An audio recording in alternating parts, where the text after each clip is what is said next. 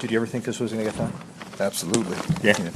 I never started it if I didn't think it would. And there were times, and we all understand the dynamics of facility development these days, and it's more than just increasing property taxes, spending $20 million, making it a public works project, having baseball and football in it, making it round and say, go play. It is much different, and this is for lack of a better term after it was described here, to me, it's a generational icon. Oh, absolutely. I mean, yeah. I mean, first of all, I think it's a phenomenal public-private partnership. It really shows that private business, private big business, the government can come together to do special things for the community, for kids, and for the various constituents involved. And you're right. This is a complicated project because it needed to be designed in a manner that it would stand the test of time, not only from an operational standpoint, but also just from an integrity and community standpoint. We all understand from a general perspective politics is fleeting, and we all understand that everybody has an opinion on stadium development, arena development, from the color of the seats to where the location should be to who takes care of the overruns and anything in between. The Vikings hadn't performed very well in the field for a while, and there were also some behavioral issues, which in Minnesota don't work very well. Right. So you had a lot to overcome, basically, and you did. Yeah. I mean, I think what it is, and it really is, all the credit has to go to ownership. I mean, they've been supportive from the day that they bought the team and closed on the deal back in 2005. They provided all of us the resources financially and support. It's one thing for some owners to provide financial resources, but to provide financial resource and the support and the encouragement and to accept our ideas on this. And that's what really became the kind of the economic energy behind this project. And so you're right. I think things are falling into place. This is a great project. It's good for us to come together. The community will use it, and we hope we win a lot of football games here and one day can bring a Lombardi trophy back here to this building. Isn't it amazing how the enhancement of a brand makes people feel differently and better about the team on the field, and then on the field all of a sudden things happen differently that you didn't even expect. It happens in a lot of different sports, and we've all seen that. The important thing I think people ought to also remember is that this is not just a football stadium. You've already had AC Milan as we tape this. You're having Luke Bryan. You're going from Luke Bryan to Metallica, which certainly pushes the ends of music. But it's designed for baseball. You have a Final Four that's committed for 2019. You'll be in the Super Bowl February 4th, 2017, or you'll be around it, and you'll have the X Games. This is truly an entertainment facility, not just a sports venue. Absolutely. I mean, you think that there will be some activity that will go on here on a daily basis, and all the way from weddings to bar mitzvahs and bat mitzvahs and major concerts, major soccer games, high school football, baseball, our games, the X Games. Like you said, we have the Final Four for 2019, the Super Bowl in 2018. There are just a lot of excellent events, and I think what it shows is that this building was created in a way that it will cater to various groups, and people will be able to enjoy it at different levels, and so that's what we're excited about.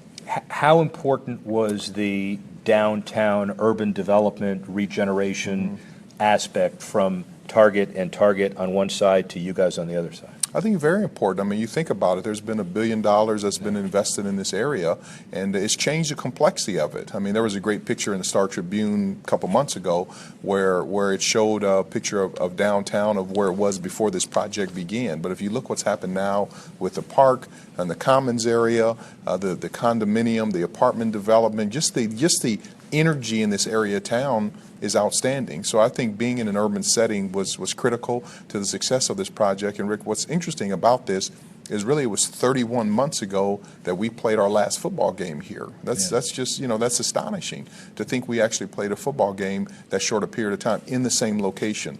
Because if you look at the most recent stadiums, whether it's Indianapolis or Dallas or the New York Giants or San Francisco, they're built in a different location, which is much easier. So as I tell people all the time, I mean, we really had two stadium projects going on. One getting ready to go play at the University of Minnesota, but to be able to tear the Metrodome down and then rebuild it here and have it ready to operate within 30 months is nothing short of a miracle. We'll get back to that miracle in a minute, but it's actually 2.5 because you got a training facility that's just opened up as well. Tell us about TCO. Yeah, so we're excited. I mean, we knew, just like you said, anytime you want to rebuild and reshape a brand, one of the areas that you can start in is one, building an outstanding stadium, but then also building a place that you practice and spend most of your days. You think about it here, the Vikings, I mean, we'll play at least 10 games here and hopefully a couple more playoff games a year here. We have an excellent young football team under the leadership of Mike Zimmer and Rick Spielman.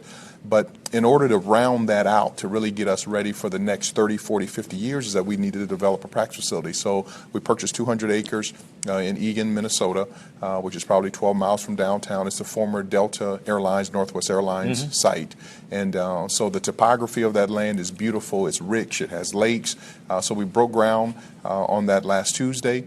And then we also announced a 20-year naming rights partnership with Twin Cities Orthopedics, which will allow us to develop the best environment, best in class, a world-class environment for our players, staff, and coaches, because for the last 2 years we've had our employees in 3 different locations, out at Winter Park where we currently are, another building across the street, and then we had our other sales and marketing and ticket office people here across the street from the stadium. So to be able to get them under one roof will be outstanding. And by the way, the beautiful facility with lakes and rolling hills, and he's very poetic in describing it, that's where Mike Zimmer is going to lock down these athletes and make them better. So they ain't going to see it. They're not. You're not. They may see some of it. But they're not going to see a lot. But of one it. thing, but the interesting thing about that, the 40 acres is where our practice facility will be. But we have another 160 acres that we're going to develop, where we'll have mixed-use housing, restaurants, hotels, a conference center, retreat centers, and we really want to bring in the community. We're going to have Friday night football games, high school football games. We're going to call it Skull Night, and also give young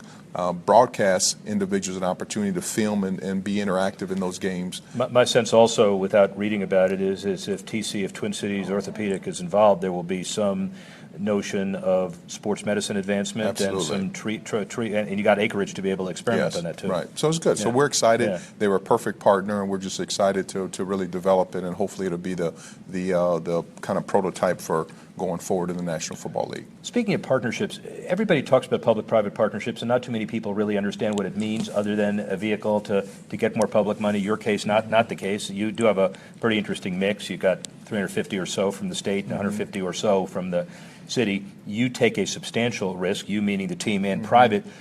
But the perspective of corporations between U.S. Bank and their published $220 million deal and TCO and some of your other partners, you're blessed with having a very vibrant and rich corporate community in Minnesota, but you've also taken advantage of that. Oh, absolutely. I mean, we have, I think it's 19 Fortune 500 companies here in the Twin Cities area.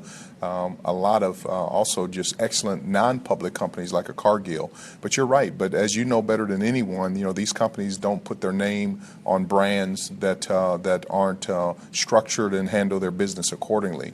So it took a lot of time and energy these last couple of years to make sure that we actually had something to bring to the table, to build our brand, to build the stadium, to build our practice facility, and also to build a good football team, and then just develop an environment around the Minnesota Vikings that really, when people hear that name, it becomes synonymous with class and grace and style, and really building a best-in-class environment. So we've been fortunate to be able to do that. That's a very important point from a business perspective for our audience. You can identify a corporate headquarter and say that's in this city, and then you assume it's going to be one meeting and you sign on the dotted line because the corporate CEO plays golf with the owner of the team, and that's it. This is rigorous. It is financial. It is legal. It is very complicated. And U.S. Bank might have been an obvious first meeting, but that in no way meant it was going to get the deal done, just like Lucas Oil in Indy or AT&T in Arlington and Dallas. These are very complicated transactions. Every one of these relationships, first of all, starts with a relationship. You have to have a personal relationship, but they stand on their own. And so you need to develop a personal relationship, a business relationship, and it can't just be an environment where we go to a meeting and say, hey, this is how you all are going to benefit us. We need to make sure we spend the time to say that the door swings both ways, that this is how you think we can benefit the Minnesota Vikings, but vice versa. This is how we think we can be a benefit to their brand. And that's why it's really important that we keep our brand clean, build a great football team, build a great business, and also be great community partners and really help all of these wonderful companies. I'm just so excited to say we have all this business here in the Twin Cities, and most of the business that we do here is in the Twin Cities. And I think what it's doing is exposing people outside of the Twin Cities of how valuable this market is and how rich this market is. Let's go way outside. Forbes came up with, and it's interesting because these numbers are always in some ways made up, but there's a good range. And Forbes, you're 18th in the NFL as far as value today. It'll no doubt rise after the stadium opens. But of all of the 50 international sports franchises, the Vikings are 39th on the list of their value, 1.6 billion. But it is interesting to know how international the Vikings brand has become and will become. Yeah, I mean, that's one thing we talk about. I mean, it's interesting. We have one in particular, but we have a couple fans that fly in from the UK for our home games. And so I just think the nature of our brand and the uniqueness of the colors and also the design of the uniforms and because of the international roots it has, there are some people who have followed it. But and we were fortunate a couple years ago to play in the UK against the Pittsburgh Steelers, and I was really how'd that game turn out? It was outstanding. One, we won Yeah. the football Yeah, game. just- People I stayed know. healthy, Yeah. but I was really it just reiterated. I knew it was this way, but to be able to see the magnitude of Minnesota Vikings fans around the world was really refreshing. So, Are you a pioneer for, Roger Goodell challenged his staff to deliver $25 billion annually by the end of this labor agreement, which is an interesting challenge. But so international revenue on the horizon, are we close to looking at Real Madrid just got that $1.6 billion kit deal for 10 years. Right. Are we looking at international jerseys? Are we looking what kind of international revenue streams do we see? I mean, I just think the opportunity for growth is amazing from an international standpoint. Whether it's actually from a tangible, uniform related standpoint, or if it's more so from a media rights standpoint. But I think what's happening. And we constantly challenge our staff on a daily basis that we really have to look, yes, we have to take care of our Minnesota market, and then we have to take care of the surrounding states, and then we look at our fans on a national basis, but also, this is a global game. And what are the creative ways that we can pull in fans that who may not have a chance to come here? I heard a stat recently that only 4% of the fans around the world that call themselves Vikings fans will ever come to this building. Because you think about it, if we're sold out, your season ticket holders, typically we have recurring business. But one of the things that we're focusing on here at the Vikings is the fan who lives in the UK or who lives in Paris or who lives in Sweden or Denmark I was or going to say whatever the case may Scandinavian be. affinity would be an interesting Absolutely. thing to look at. That they get the same feel that when they see our Vikings brand, that when they follow us on Vikings.com, that they get a same feel as the person who actually lives here in the Twin Cities that comes to every home game. It is interesting that it used to be a lot of the teams wanted to be last in for all of these games across the pond, and now Jaguars, Rams, others want to be first in. Right. I just think, and again, you look where we're going to play in Mexico City this year. I mean, there's an entire potential opportunity just the way the world is going. In China, I mean, there's just some unique opportunities. So it's exciting, as I said, to have owners like we do have who are on the forefront of looking to grow the game, and it's not only from a business standpoint. It's just from a goodness standpoint. This is an excellent game. It's football is a team building game. It's a character building game. I have a son who's going to be a senior in high school this year who's a football player, and I'm just excited that he played as a kid and in high school, and it looks like he's going to have a chance to play at the college level. So, and I just look the way it's helped him to mature and the work ethic that associated with it. So I think it's the greatest game on the planet right now. We need to spread it. Did you hear that, agents? His kid's going to be playing at the college level. Be very careful. Be careful about that. So, just a couple more on competitiveness. You were, I know people don't want to think about it, but you were a chip shot field goal away from the next round of the playoffs last year, and you're entering the first game of the world-class stadium on September 11. How do you manage expectations? I mean, I just think part of the growth process. There may be some people who don't want to talk about how close we were last year, but I think it's good to refresh and reflect upon that we were close. But as just like every business relationship, every season stands on itself. There's no guarantee that we'll win X number of games this year. I know one thing: Coach Zimmer is an excellent coach. He's tough. He's demanding. He keeps the player's mind in a positive space. Rick Spielman has brought in a great talent.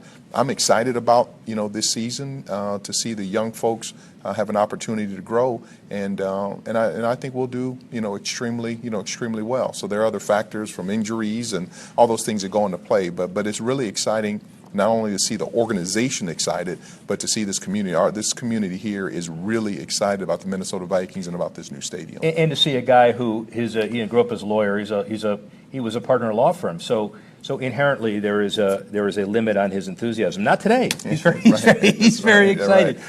Prediction? No, I No, don't of know. course not. I He's tell not doing people always. I'll tell you middle of February how well we did. Yeah, of course you will, as right. everybody else will know. So take 3 minutes with me, if you don't mind, and walk through 360 Club, and then end us up on the field. Sure, if you absolutely. would. If it's okay. All right, thank you. We got all our waivers signed in case you tumble? Absolutely. Are you okay? Are you indemnify me? Yeah, we got you all covered. All right, good. Thank you. Yeah, we take care of our guests. Yeah. All right. Thank you. Caroline, thank you again. You're doing an amazing job, especially those backward somersaults off the escalator. That was really good. It was as good as it gets. All right, where are we going? So this is the Delta 360 Sky Club. I mean, one of the things that was interesting, HKS, who's the architect in this deal, we had an opportunity to tour really every stadium in the NFL. Yeah. And one good thing about our position, we get a chance not only to tour it when we were getting ready to build it, but actually to go and watch the games. So one of the attributes that they had done, HKS had designed in AT&T Stadium, was they had this club that allowed the players to be able to exit, through that. And I kind of liken it to an EPL soccer. It's almost like the kids, walking out. So this is our locker room where players will be able to exit. So you can imagine, Delta Sky 360 Club, again, another great partner here, to having all these fans in here, enjoying themselves. And they had the nice Vikings flair here as far as the shields. But this is where actually our players will exit the locker room and enter the field on game day. So you can imagine what that would feel like from an energy level standpoint if you're a fan or a parent or a child or a business associate to be here pre-game. I mean, one of the things we wanted to do was create almost a collegiate environment. And if you've been to some of these stadiums that are really unique, whether it's Notre Dame or whether, it's Georgia or, some of these traditions where these players walk across, campus on game day, it makes it special. So you can imagine being this close to the action, to see players, and this is where they'll have an opportunity to enter on the field. Candidly, how did the players feel about it? NASCAR drivers feel good because that's the way they grew up. Yeah. How did the players feel about, they're not going to mingle, they're going to run through, but do they feel good about this? Yeah, I think they will, and so they'll be kind of, able to walk through. I think one thing about it that we have to realize, some people may not want to talk about it, we're in the entertainment business. I mean, we're not a manufacturing company, so we don't sell, sell anything. Yeah. And I say all the time to the staff, well, we're in the business of making memories. And so you can imagine from a business owner's perspective or corporation's perspective, or like I said, a parent or a child, can you imagine the energy that will exist in this area right before, kickoff and the players are coming here and you're able to get 2 feet away from that standpoint? So that's what we want you to create so many memories in your mind that when you walk away, whether you come back, whether that's your only game for the year or your only game for the next couple of years, every time the Vikings come on TV or you come back here, you will harken back to it was a great day. Unbelievable. Show me the field. Yes. Okay. So the players will, exit here. And the executives, does the COO come out first? No, absolutely not. And it's one, these are all the little subtle things when you build these stadiums that go into account, like these doors. Yeah. I mean, we had to make sure that the height of these doors, because we have some people that are, Alex Boone, who's 6'9", and you put on a helmet and cleats, and right. So and again, you look how this field opens up. I mean, so you come, out here.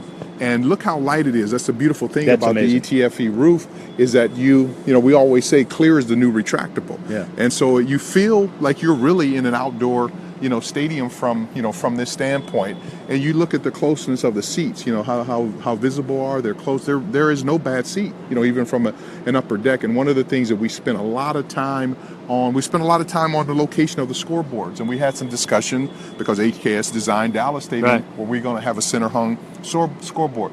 And by going to some games at Dallas, we thought that we would be better suited by putting it, in 2 of them in the end zone, so people would be able to see those from wherever we did. So and also at the top level, I would assume most people are going to be looking down on the field as opposed to that scoreboard like they do in Dallas. And so if you look at all the different clubs, whether it's Club Purple over there with the couches or, the various clubs, we have something for everyone. And you feel in this bowl right here, you don't feel like you're in a stadium that is just, so large or whatever the case may be. And the way it's structured, you can walk 360 degrees around the bowl. Some stadiums you go to, you have to go down to go up, or you can only go around.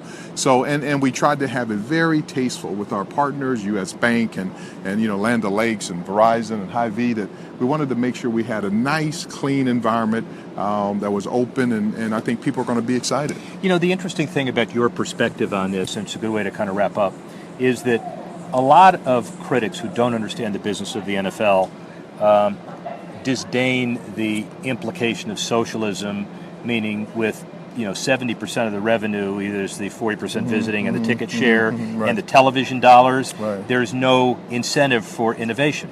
You look at this, you look at Dallas, there is plenty of incentive for innovation. Absolutely. I mean, because again, back to what I said earlier, we are making memories, and so we wanted to create an environment. This is not a normal football stadium. This has attributes of a Broadway playhouse. It has attributes, quite naturally, of a stadium. It has attributes with the art that we have, that it's an art museum.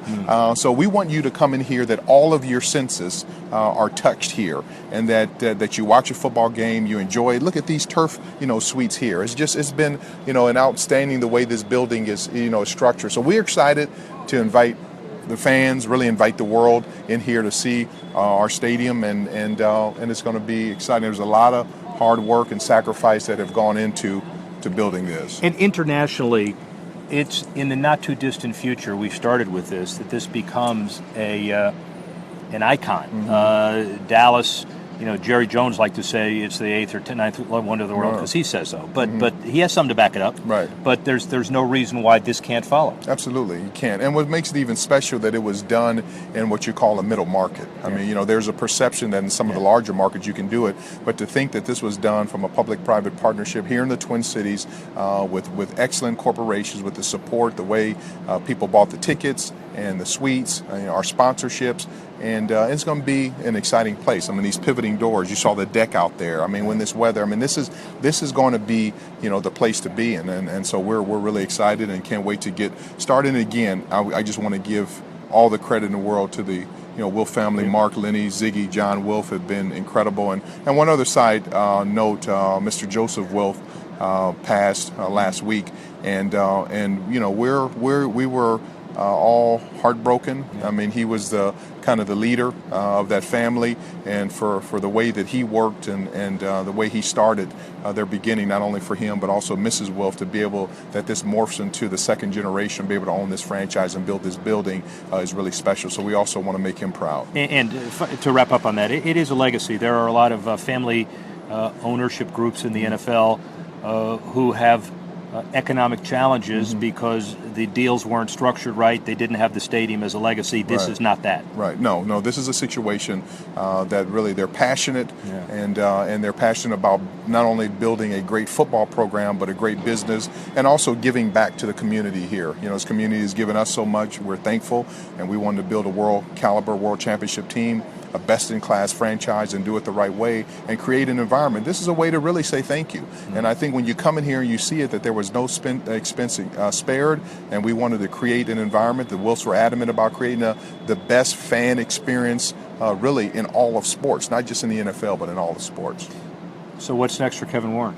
Just keep going forward and get this Egan project built, and have the same feeling about Egan that we have about this. A successful entrepreneur, lawyer, but also stadium developer and visionary. Thank you very much. Thank you very much for the time.